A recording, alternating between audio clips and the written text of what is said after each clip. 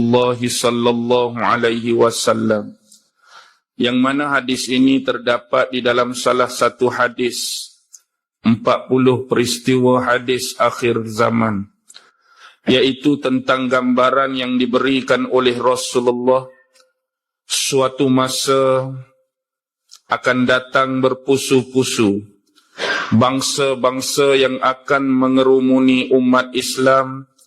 sebagaimana layaknya pemakan-pemakan yang akan mengerumuni talam-talam makanan. Jadi bila berita ini digambarkan oleh Rasulullah kepada para sahabat amat memahami dan mengerti kondisi yang disebutkan oleh Nabi. Bagaimana rakusnya, bagaimana liarnya, bagaimana bernafsunya musuh-musuh Islam ini